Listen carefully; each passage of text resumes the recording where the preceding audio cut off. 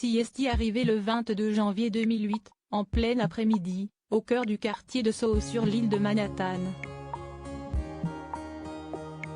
Un peu avant 15 h, la masseuse thérapeute de Heath Ledger arrive à son appartement new-yorkais pour son rendez-vous fixé avec l'acteur.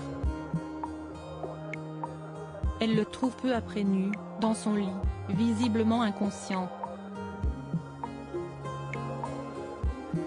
La scène est choquante mais la masseuse thérapeute pense immédiatement appeler l'actrice Mary-Kate Olsen, une amie proche de Heath Ledger qui, bien qu'elle se trouve à Los Angeles, envoie ses agents de sécurité privés sur place. Dans la foulée, la masseuse contacte les secours qui lui enjoignent de faire un massage cardiaque à Heath Ledger puisqu'elle leur a dit qu'il ne respire plus. Malgré ses efforts, l'acteur reste inconscient et est prononcé mort à 15h36 après l'arrivée des secours. Une mort ultra médiatisée. La mort de Heath Ledger a fait un bruit retentissant dans la sphère médiatique et ce pour plusieurs raisons. La première est que l'acteur avait été marié à une autre actrice célèbre pendant quelques années, Michelle Williams, avec laquelle il a eu une fille, quelque temps après être sorti pendant 2 ans avec l'actrice Naomi Watts. La seconde est qu'il s'apprêtait à exploser l'écran dans le deuxième volet de la trilogie Batman de Christopher Nolan, The Dark Knight. Enfin, les circonstances de sa mort ont entraîné de nombreuses spéculations, entre suicide et overdose. Mais quelle est la cause réelle de la mort de Heath Ledger? Un cocktail mortel. Si les rumeurs circulent toujours à propos de la mort de Heath Ledger et de ce qu'il aurait causé, du point de vue médical la réponse est claire, Heath Ledger est mort d'une overdose médicamenteuse. Selon Ellen Borakov, la porte-parole du bureau du médecin légiste de New York, l'autopsie pratiquée le lendemain de la mort de l'acteur, le 23 janvier 2008, n'a pas apporté de résultats concluants.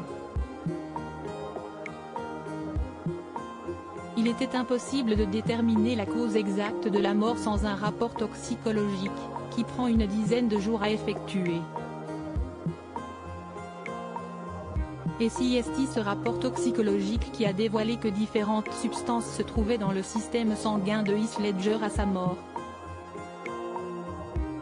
Aux puissants antalgiques Quest l'Oxycontin ont également été mêlés les anxiolytiques que sont le Valium et le Xanax, ainsi que du Restoril, un benzodiazépine parfois prescrit en cause de troubles du sommeil, et un antihistaminique, l'Unisson.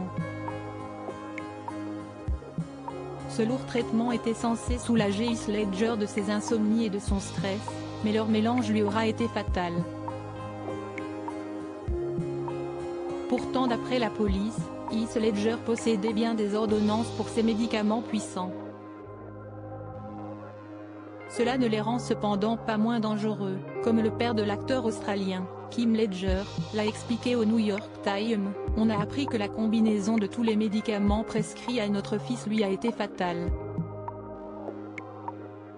Sa mort accidentelle doit servir d'avertissement à tous les dangers méconnus que provoque un mélange de médicaments prescrits, même à petite dose.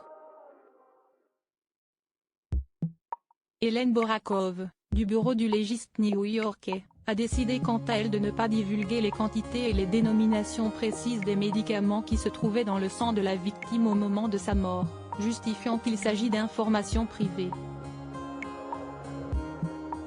Elle a par ailleurs souligné, selon le New York Times, qu'un médicament précis n'est responsable de la mort de Heath Ledger. CST, la combinaison des médicaments qui a causé le problème, pas nécessairement l'abus d'un seul. Ils ont un effet cumulatif sur le corps. Un réel accident ou une mort inévitable?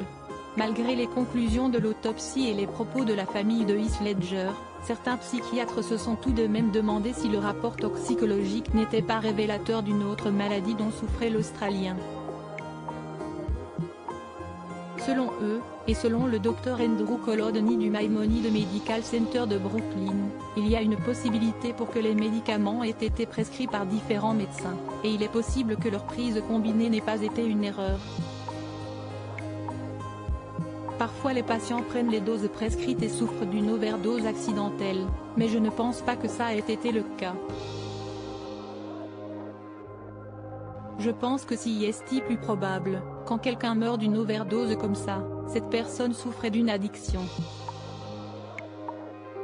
Une croyance en accord avec l'avis de plusieurs professionnels de la santé qui ont confirmé que la combinaison de ces médicaments prescrits pouvait en effet avoir des conséquences mortelles et qu'il était étonnant que la victime n'ait pas été mise au courant.